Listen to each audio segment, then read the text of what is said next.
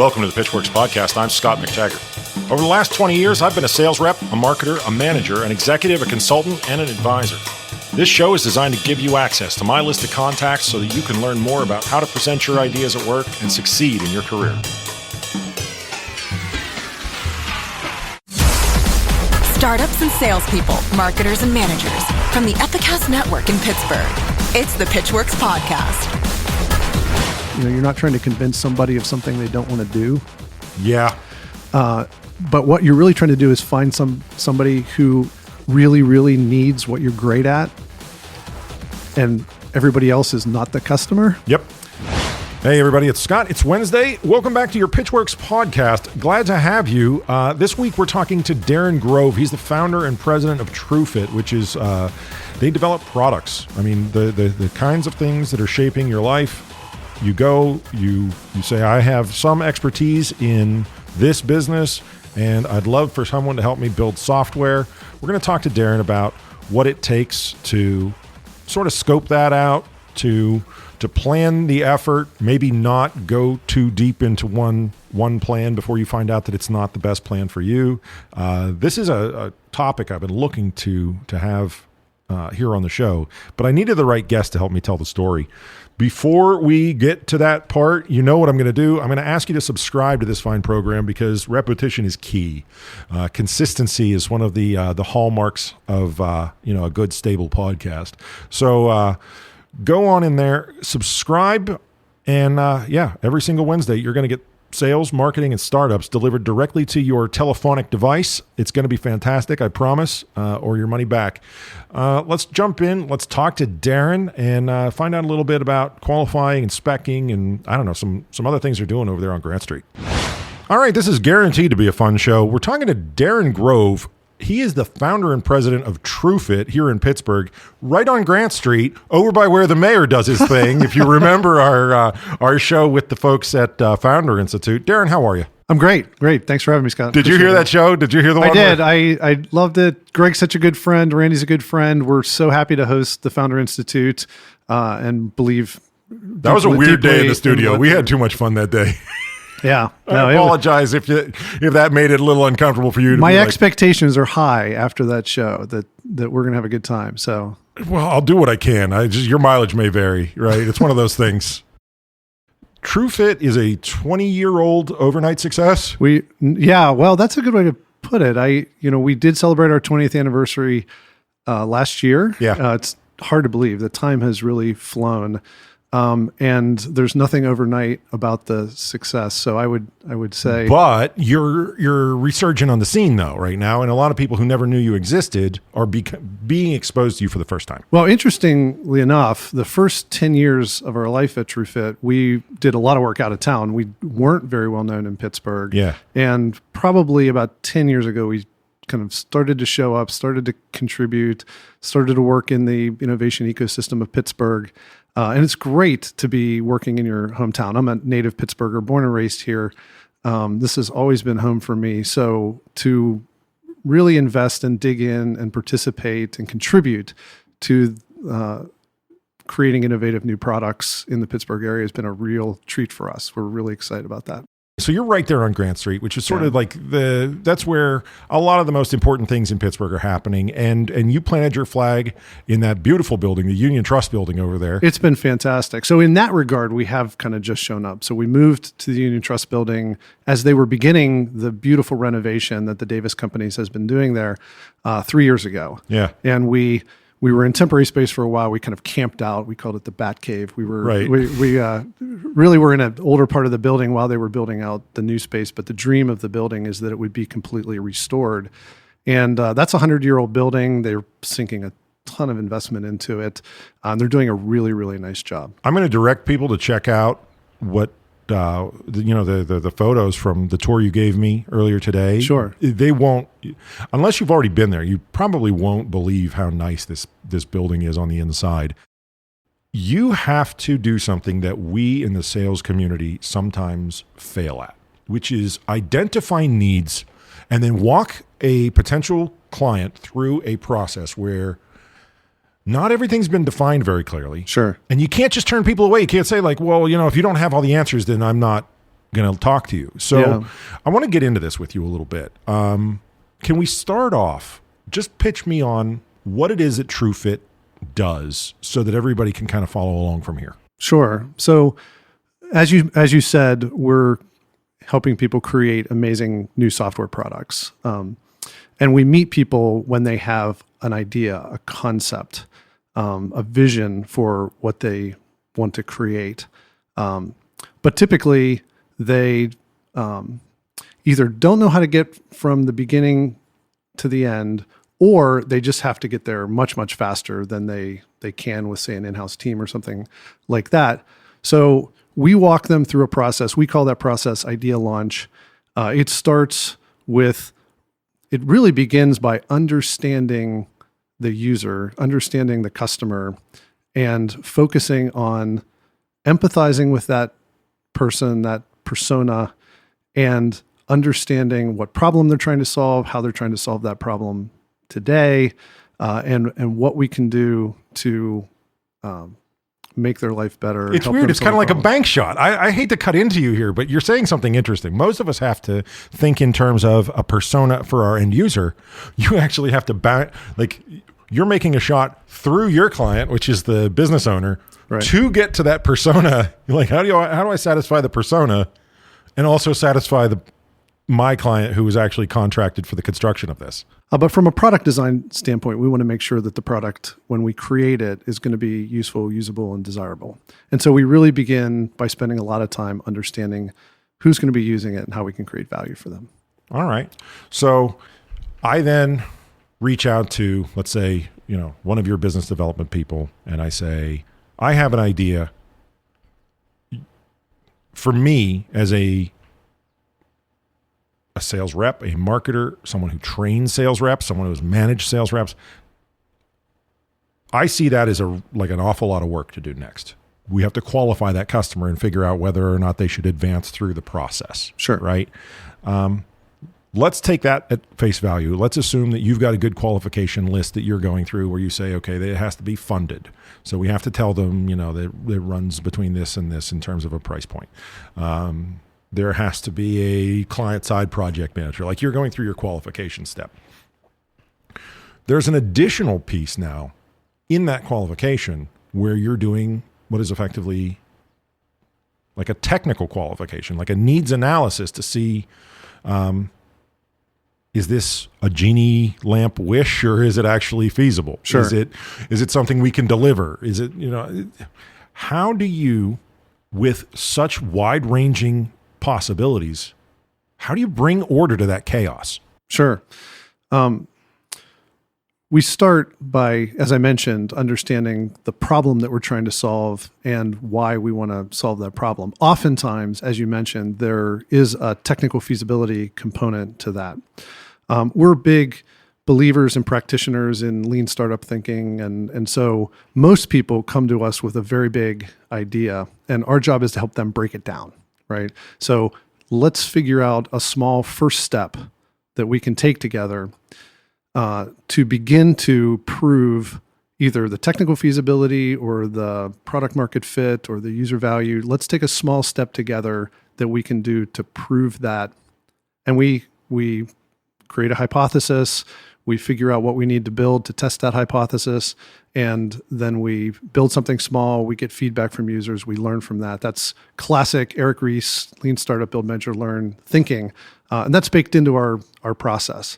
But we take people who do have, we love entrepreneurs with grand visions.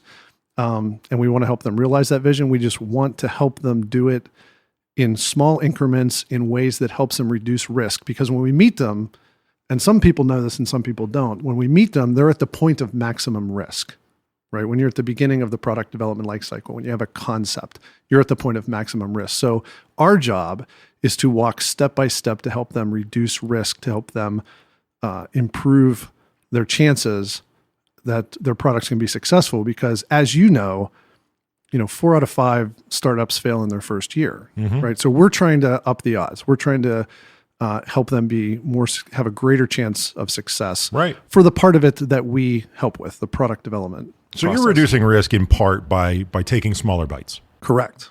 Yeah, being agile, But don't miss the fact that it's, we're continuing to go back to the customer, the user, the market, and get feedback throughout that process. So we want to be able to pivot. We want to be able to steer. And very often the solution that we end up with was not the idea that they originally brought to us.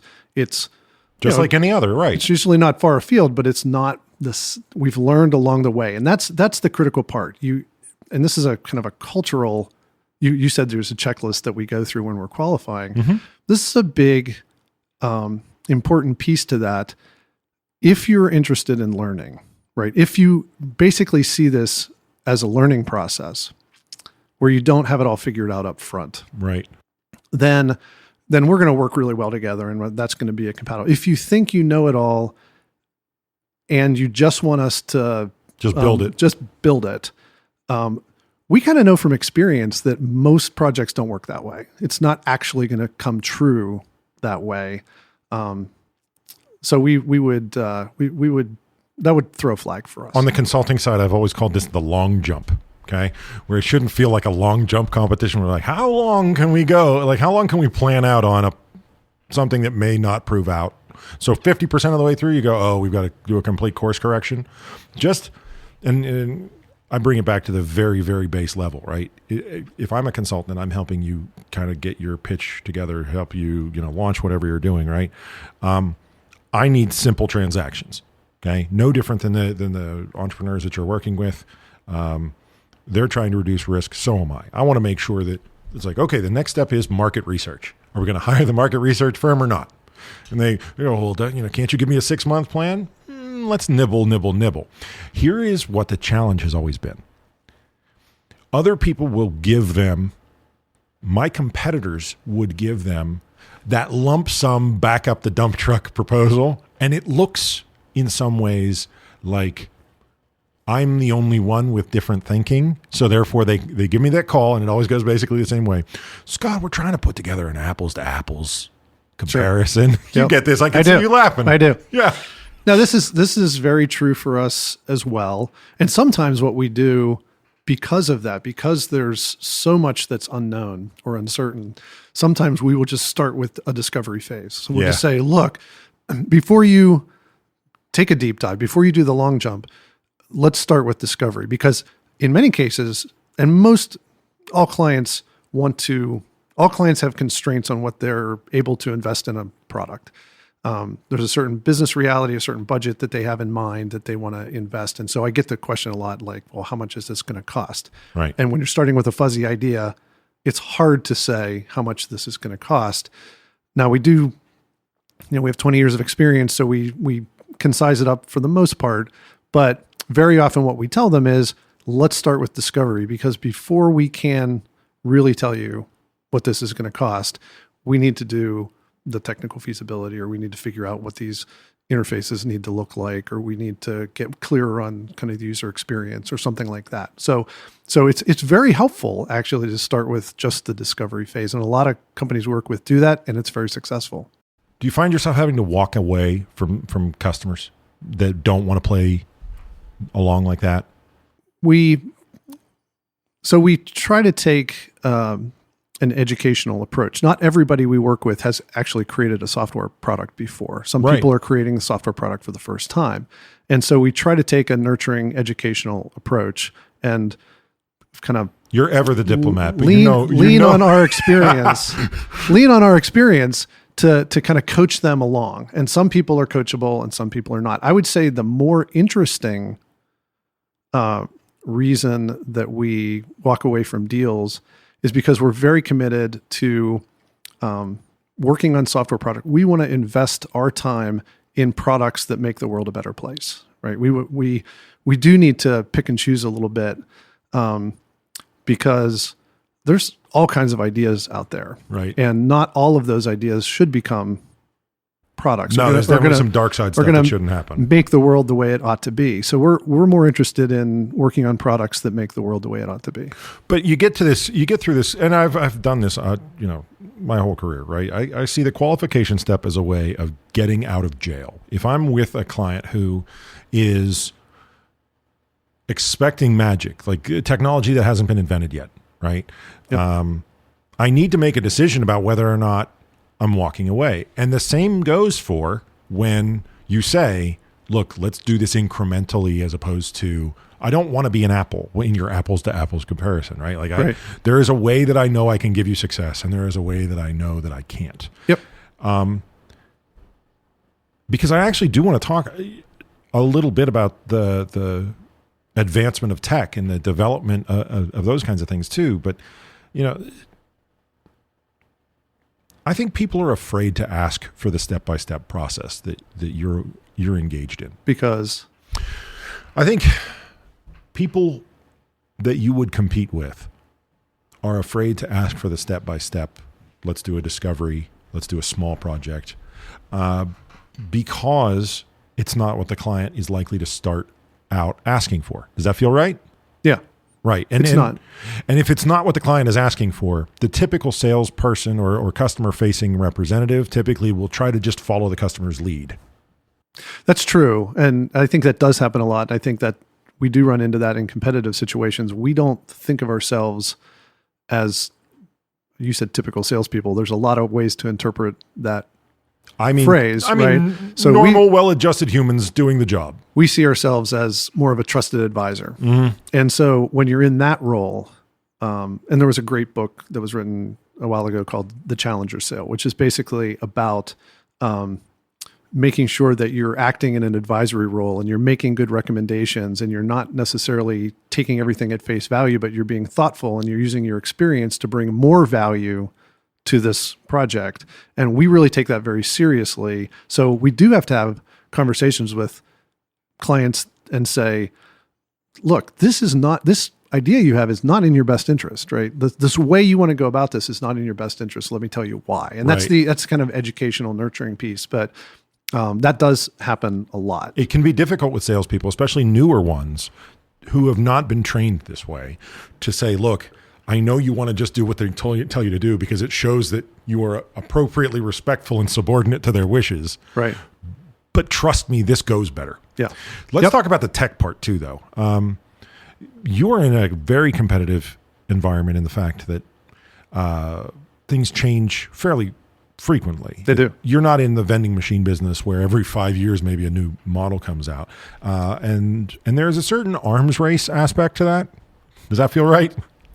Well, I mean, there's certainly the need to continue to learn, to continue to adopt new technologies. And we as a company need to be on the forefront of that because very often people will come to us because we are working on the next thing and they want help learning it, or they want to build a product in the next thing, whatever it was. So, or whatever it is next. And so, a good example of that is the rise of this new cross-platform web and mobile technology called React. Okay. And React is a technology that came out of Facebook, but it solves a very important problem. So a couple of years ago, when somebody would come to me and say, I've got this idea for a new mobile app and we need a web presence too, I'm basically building three things when I do that, right? So I'm building the web application in one technology, I'm building the iOS application in native iOS technology, and I'm building the Android application in Android. So I have to build it 3 times, which makes it 3 times more as expensive for them. Mm-hmm. React comes out of Facebook and has a large community around it now. And what it allows you to do is use a singular technology across all 3 of those platforms, React and React Native on mobile. But it really solved an important problem because now it makes mobile applications and systems that go across web and mobile much more affordable. So in our world, it was a win-win because it is a really important technology for us to learn just in kind of keeping up with technology, but it also provides a real important value for our clients. That's a perfect example. And that's a lot of us in sales, in marketing, whatnot, fall back on past performance. And in your world, I think past performance can be defined a couple different ways. One is, well, we've developed mobile, right? And you could just basically say like the end result was this. We're not talking so much about languages or, feature functionality. It's not actually about the languages, like for us, because we know we have to learn new stuff all the time. But if you're pitching to a client and they want to hear about your past performance, you could say, yeah, we put a bunch of stuff on desktops, laptops, mobile devices, and for a lot of those clients, it's cool, right? And then you've got this other thing where it's like, okay, well, show me a time when you've done this thing I want to build, and you can give them some past performance which suggests that you could handle this, but it's not exactly the same. So you kind of have to reinvent over and over again. I've told people, technology a lot of times is past performance plus 10%, right? Because right. you have to build a taller tower than you built last time. Right. Right. In that sense, how much does past performance figure in? So it's an interesting question. I would say that most of the time I spend talking with clients, I'm telling them stories. Right. I want to tell them stories about how somebody else that we worked with has created great user value or been successful with their product in the market, and how we've been able to help them with that. So I find storytelling to be extremely important because I believe our clients want to work with somebody who's already done something similar to the problem they're trying to solve. Absolutely. Yeah. It also shows that you've been hanging out with Greg Katikia. I just want to say that. Yeah. Why is that? Oh, that's his go-to. He's like, storytelling is how you sell things. Absolutely. Congratulations. Well, Greg's smart. Yeah. And I've learned a lot from Greg. Congratulations. You're in Greg's church now. It's good. You told me a great thing, and I kind of want to drill down on this. You said you came from the engineering part of the universe. Yeah. And then once upon a time, somebody did a cultural study on Truefit. Right. And they told you that Truefit hates salespeople. Right. And you rejected that. Tell me about that. They need to hear this. Yeah. So let me put it in a little bit of context. We were at about year 10 in our life, and we had just come through a season. The first 5 years of life, we spent our time working on an awesome warehouse management product for a company called Lilly Software. Great software company. But it was a single client. Our problem in season 1 was we only had one customer essentially. And so we started to explore diversification strategies. And you're right, I did come from the software engineering. My roots are in software engineering. Yeah. I'm a coder and an architect at heart. So we start to experiment and explore in season 2, and for 5 years, literally nothing we tried worked. we just kind of had to press. We were kind of pressing on, but we tried a bunch of different strategies, a bunch of different products, mostly implementing other people's products, which didn't feel natural to us. And at the end of that time, at the end of season 2, we made some important transitions, and one of those decisions I made flowed out of that study. So my friend Larry Black comes to me and he says, "Hey, I'd like to do a study, my master's degree thesis on or report on the culture of Truefit." And we've been a values-based culture. We're really proud of our culture. It's always been kind of a strength for us. And so he comes in and studies the culture, and I'm reading through his report, which is humbling, and he just was very complimentary of the culture. And I get to the last page, and it says, the one thing I can't figure out about Truefit is that they hate salespeople. And I was like, and so I'm not going to take that laying down, right? So I invite Larry to lunch, and I'm like, "Larry, we don't hate salespeople." And he says, "Yeah, Darrin, you actually do. And it's not just you; it's like everybody. It's all the. How many employees at this point? Oh, we probably had 25 or it's something like that. It's not just it's not just people. You. Like, this is a cultural thing, and it turns out that in many ways he was right, and that came at the.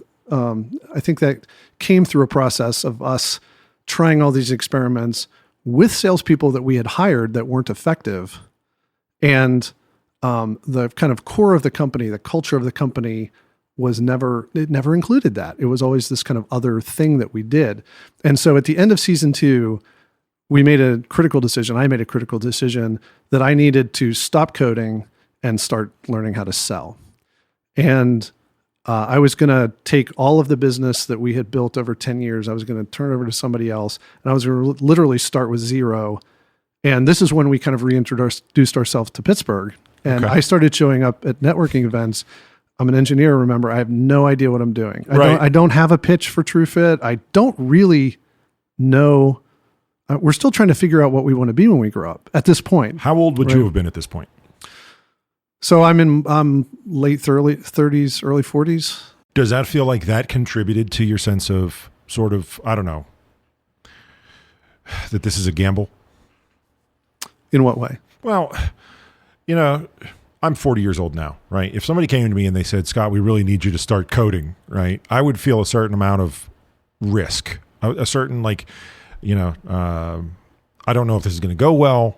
Like, I'm wondering if you felt any of that pressure. No, well, I felt tons of pressure. It more had to do with, we did this because we knew that Truefit had amazing potential and we weren't reaching it. We were kind of tripping and we were fumbling a little bit.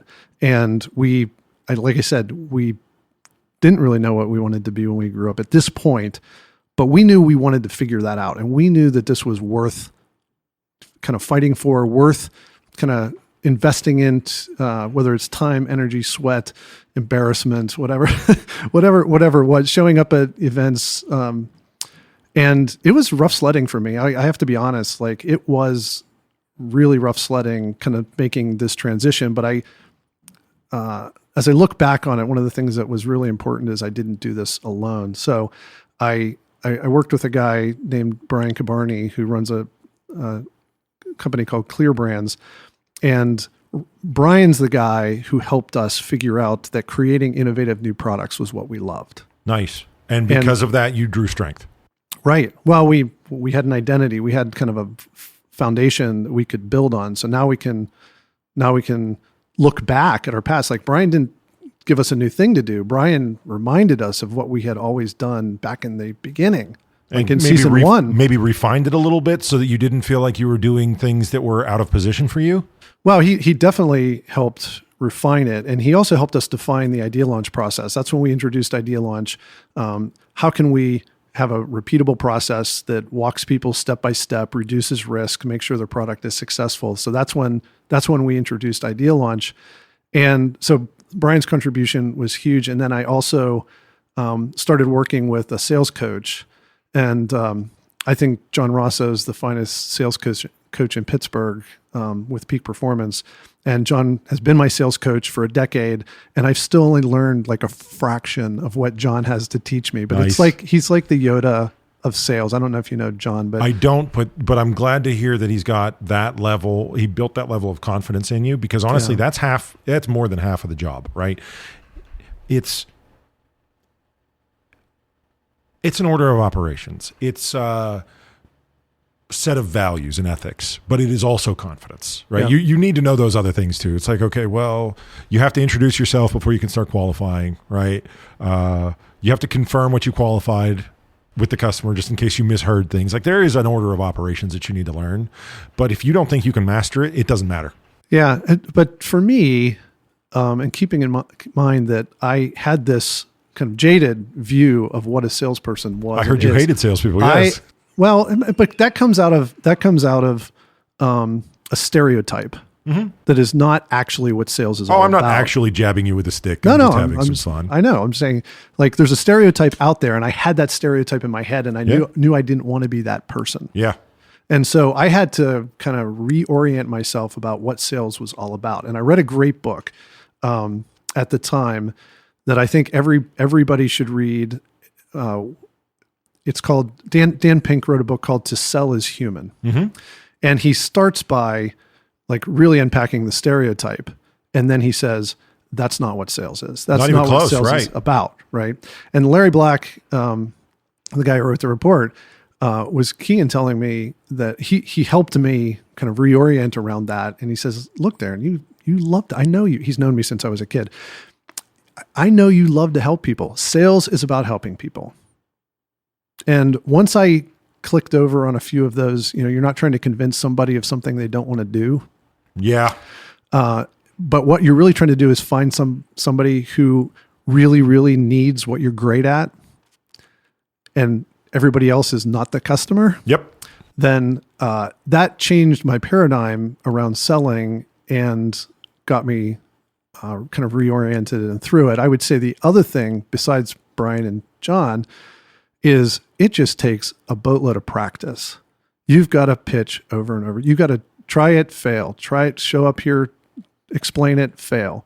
And so when we're building out our sales team, I just tell people it's more about the practice than it is whether you get it right, because you just have to do it over and over again. And eventually you will get comfortable. Like you'll see what connects with people and what doesn't connect with For people. you as a person. Yeah, But yeah, absolutely. You know, I feel very strongly about this.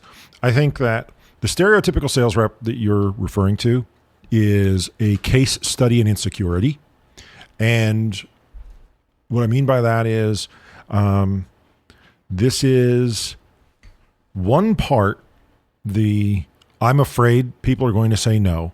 And then one part, the sort of juvenile overcompensation for the fear of rejection. Yeah. So in other words, I'm going to bully people into doing what they don't want to do because I already know they're going to say no.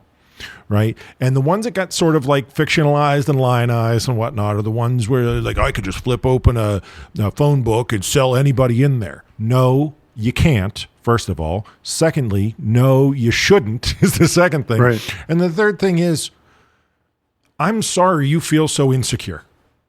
Right.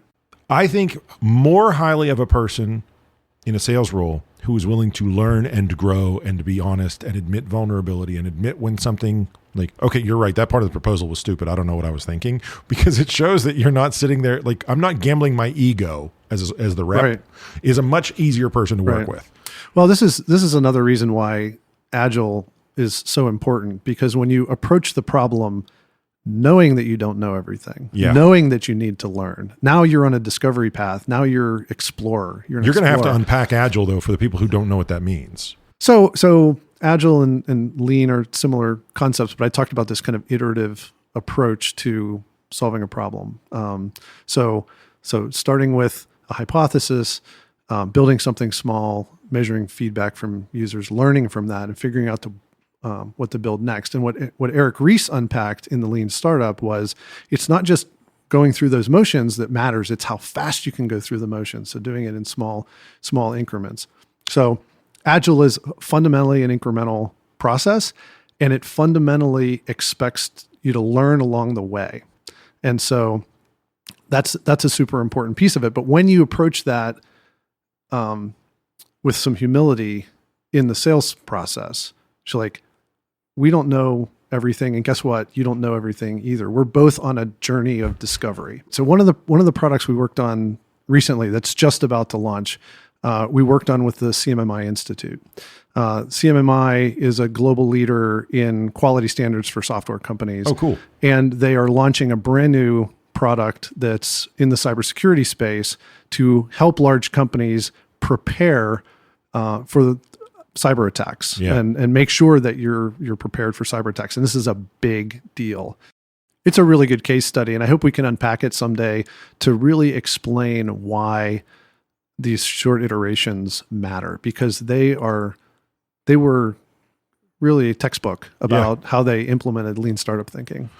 I would love for other people to be able to copy that. Oh, absolutely. I mean, if you want to link it, we'll put it up on the site too. So, I mean, if there's a use case like on the Truefit website or on the CMMI website, I mean, we can definitely make sure that people can see it when the launch happens. Remember, we're a few weeks behind the actual launch or release of the show. So, I mean, they're probably going to be pretty close to being around the same time, and we'd be glad to sort of point people in that direction. I think it's useful. Awesome. Actually, I'm going to try to grab those photos that we took from the tour today too, or at least direct them to the ones that you all took during the tour today.